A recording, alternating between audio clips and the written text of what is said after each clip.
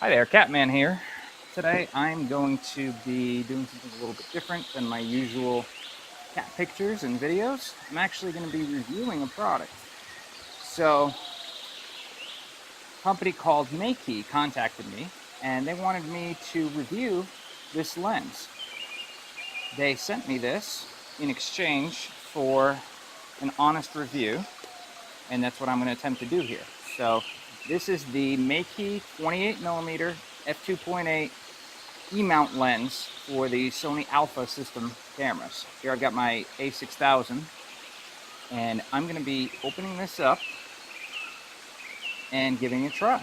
So here it goes.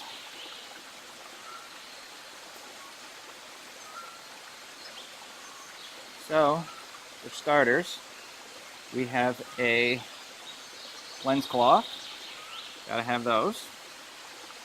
We've got a manual with a lot of Chinese writing on it.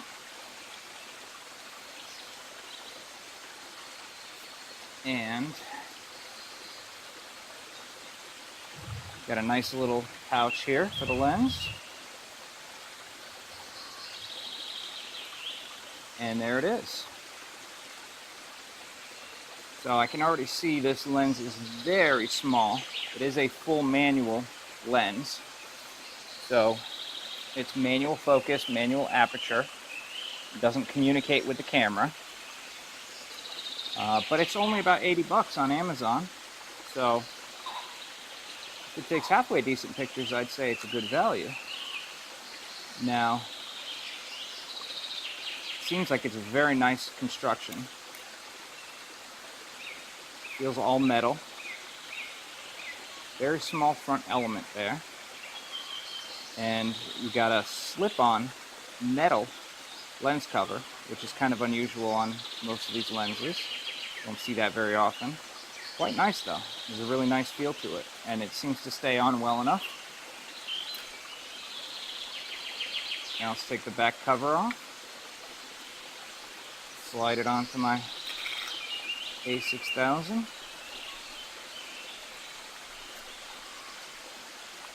Very satisfying click. Now look at that small package. Very compact. You could probably slide this right into my pocket. So now it does have a very nice feel to it. The rings, the focus and aperture ring turn smoothly. It is declicked, so this is a good lens for video because you'll be able to adjust the aperture gradually with no click sound coming through the camera. Giving you some nice variable depth of field effects. And you can see here, go ahead and point this towards the pool. I'm going to open and close the aperture. With focus peaking on, it's actually quite easy to get it in focus. Now I got to set to infinity, and I can gradually adjust the depth of field, just like this. As long as I go slowly enough, the camera can keep up no problem in aperture priority mode, or in automatic mode, likely. Not bad. So now I'm going on a trip to Connecticut for business. So I'm going to be leaving behind this paradise here for a little bit, and I'm going to take this with me, and I'm going to take only this lens and see what kind of pictures I can get. So I'm going to hold off until I get on the plane before I take any photos with this to see how they look. And hopefully Meike won't let me down, and we'll get some decent pictures out of this. So we're going to be back after the trip, and I'm going to go over some of the pictures that I took and show you how they come out. Let's take a look at some sample shots that I took.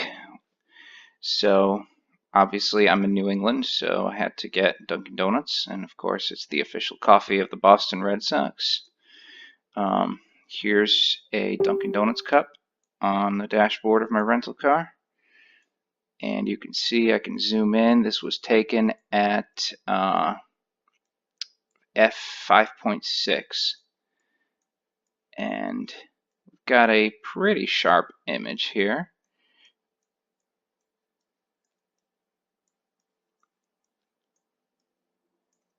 Now remember, this lens is manual focus, so getting a perfect focus isn't always doable without taking a few pictures first. I was shooting with just focus peaking on, not focus zoom, so this is what I got. Nice soft background. The foreground is pretty well sharp. Probably would have been better off using f8, but overall a really quality picture. Now the next one, this right here, took 3 different pictures at different apertures. Okay, this one right here is wide open at f2.8, and if you zoom it way in, you can see we got pretty good sharpness even with the manual focus. A lot of detail. It does get a little bit soft as we head out into the corners, and there's definitely, you can see here in the corners, a little soft, a little dark. Not really much for chromatic aberration.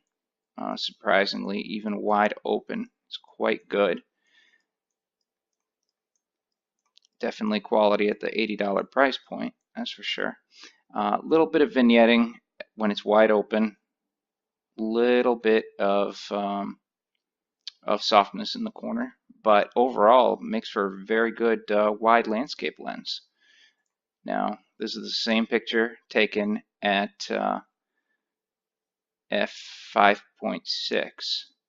Now, I didn't have a tripod, so these are all 1/60th of a second. That's about as slow as I could go to make sure I still had a good sharp picture in handheld mode.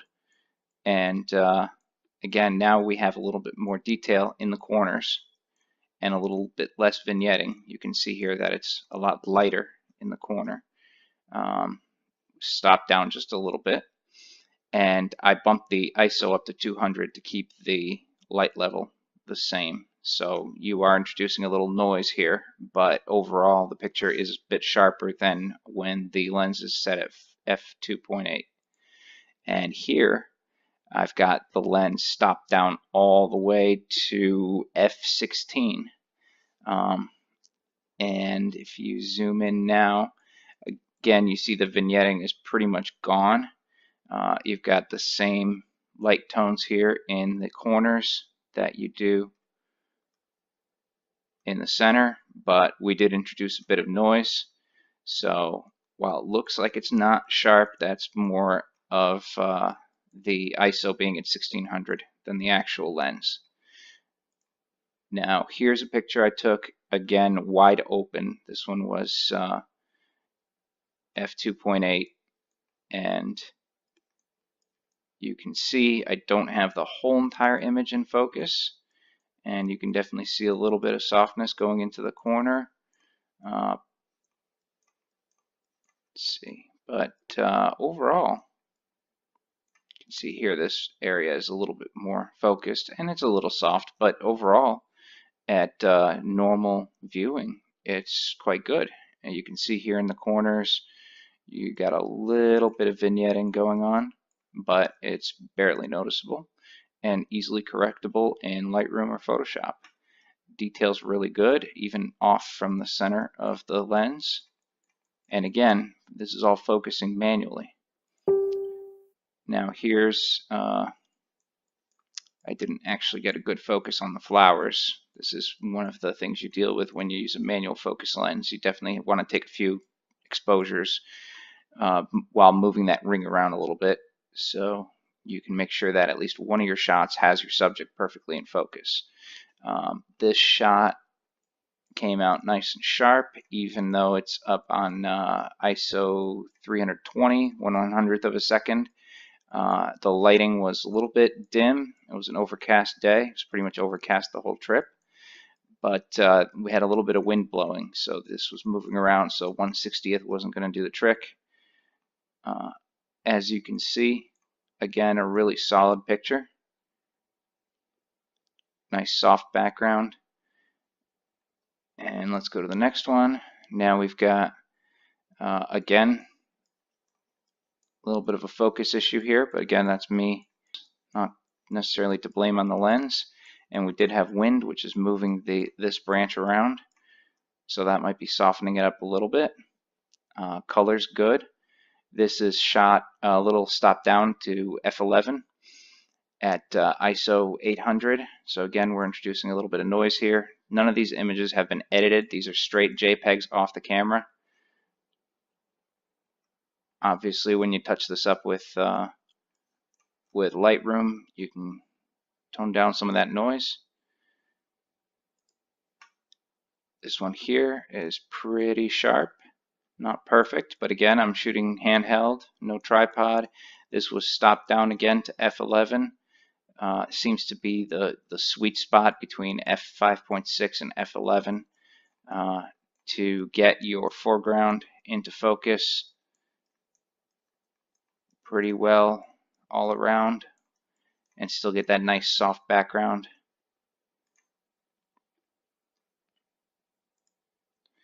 Now here you get a little bit of a better idea of the detail up close on the lens. You can definitely see a little bit of purple fringing here.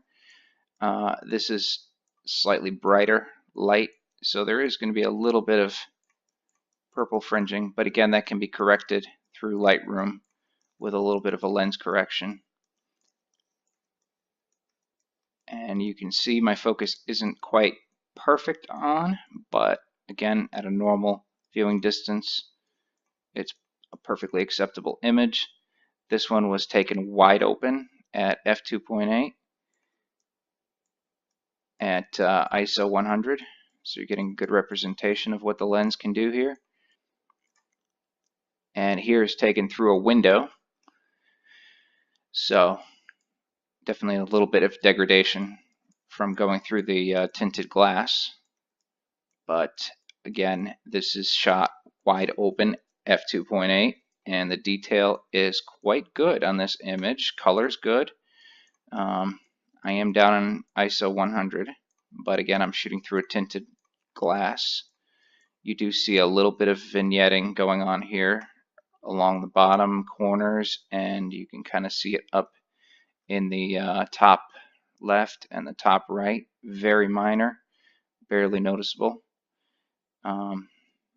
And if we go in all the way to the edge here, you can see that even with this bright light and shooting at f2.8, we're not really getting too much any kind of aberrations or fringing or anything like that. The edges are nice and crisp. You can even make out the faces of these guys way down here in the corner. And we can do similar over here. We can read the Hertz logo on the shuttle here. You can see the cars. Yeah, it gets a little soft on the edges, on the corners, but again, really very little to complain about here, as long as you can deal with the manual focus, which I actually find quite fun to shoot with. And here's a close-up of my cat back home. Did this one at f5.6 with a 1/60th shutter, ISO 100, and the pop-up flash. Just to give you an idea of the sharpness, this was taken very close at about the closest distance that this lens can focus at. And you can see the detail here. It's definitely not lacking. That is why a cat's tongue feels like sandpaper.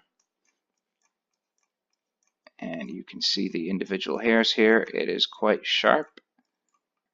And you can definitely see a little bit of fringing here on the whiskers, which is going to be quite common in most conditions, except on the best of the best lenses out there. And I am shooting with a relatively wide aperture at 5.6. And I've got sunlight directly behind me here with this open window. But all in all, very good shot. Definitely a little bit of vignetting here, but that actually adds a little something to a portrait like this. So we probably wouldn't even remove it in Lightroom. So now that you've seen what this lens can do, you see that overall it's not a bad lens for the money. I was actually pretty impressed for an $80 lens. If you don't mind shooting manually, I actually enjoy it on my A6000. It's quite good. And it gives you that almost 35mm look out of the camera. It's a good focal length. It lets you focus out to infinity really easily and accurately, so it's great for landscape shots. It's even good for close-ups if you don't mind manually focusing with the focus peaking on. It produces sharp images, especially when it's stopped down a bit, corner to corner, and even wide open. The images are acceptably sharp in the center, and it lets in a lot of light despite that tiny front element. And the declicked aperture is actually quite a nice tool if you want to do some creative things with video. So overall, yeah, I'm happy with this lens, and I would recommend it at this price point. If you can't afford the fully automatic Sigma and Sony lenses out there, this is a really good alternative, especially if you don't use this focal length a lot and you want to have a prime in this focal length without spending a ton of money because you only use it occasionally. It's a really solid lens. If you found this video helpful, please give it a thumbs up down below.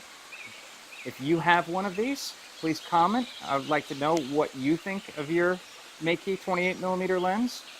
And if you're interested in purchasing one, just go down to the description below. I left a link to where you can buy this. And thank you very much for checking out my review.